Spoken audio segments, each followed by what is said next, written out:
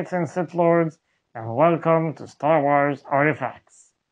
My name is Dominic, aka Lord Doom, and today we'll be reviewing the Padmé Amidala and Leia Organa minibus sets.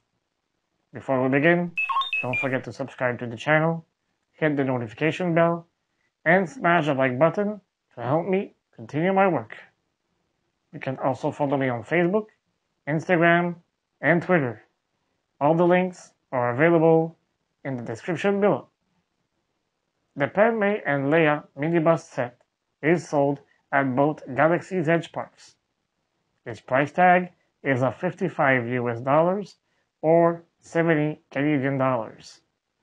You will find it at Dukandar's Den of Antiquities. There are two other sets sold at that same store. They are the Jedi and Sith minibus sets. I also have both of those sets, and in the upcoming weeks I will make reviews for those kits as well. So make sure to subscribe to the channel and activate the notifications if you don't want to miss them. Enough talking, let's start the review.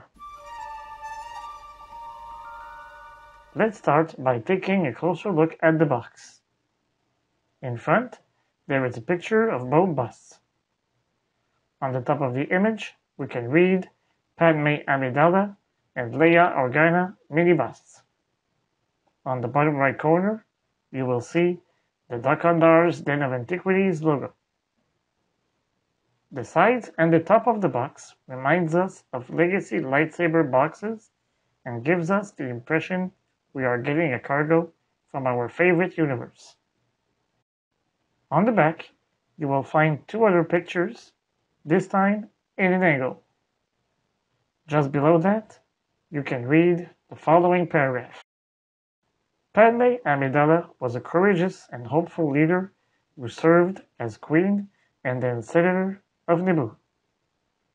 Her forbidden love to Jedi Anakin Skywalker resulted in twins, a son and a daughter. Her daughter, Princess Leia Organa, inherited her mother's strength and was one of the Rebel Alliance's greatest leaders. Leia ranks among the galaxy's great heroes in her dedication to resist against tyranny. The two busts are white with little beige accents that are only visible when close to the objects. The materials used are not indicated on the box or inside of it, and I have a tough time identifying them.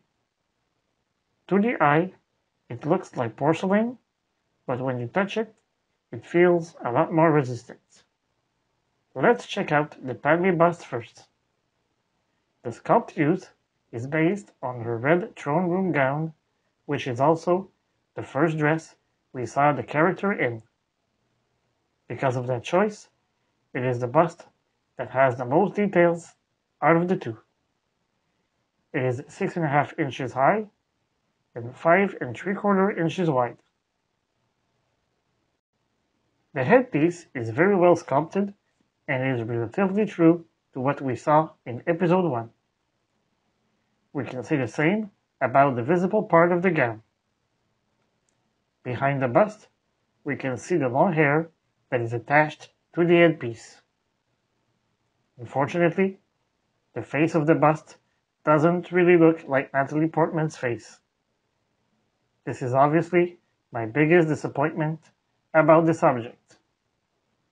The Leia bust follows the same logic as Padmé's. This means that it presents us the character in the very first dress we saw her into. So, the bust has considerably fewer details in order to match the look of the white dress she wore in episode 4. However, her iconic hairstyle is very well depicted and is faithful to the look of the movie. On the back, you can once again look at her hair, and we can see some little details on her dress around the neckline.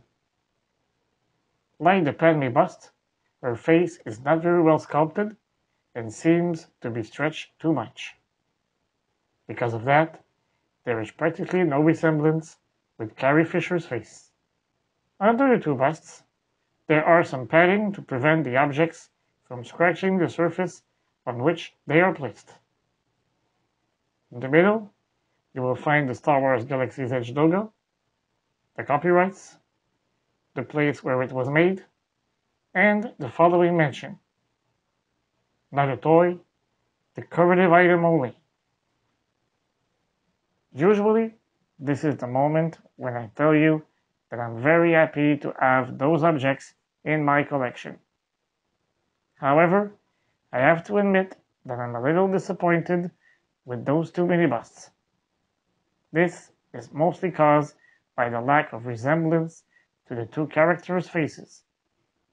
If you're planning a trip on Batuu, there is a list of objects I would recommend buying before this set. Thankfully, the small price tag makes the purchase of this set not too painful. With time, I came to realize that it was one of those objects that looked better surrounded by other objects. As you can see on those pictures, you can only place a few artisanal kyber crystals to make the busts a lot more interesting. This is only an example, and I'm sure you guys could think of something even better. What do you think of those mini busts? Is it the kind of props you are interested into? Let me know your thoughts in the comment section below. If you enjoyed this video, feel free to share it with your friends. I'll see you next week for another review, and until then, may the Force be with you always. Remember, the Force will be with you always.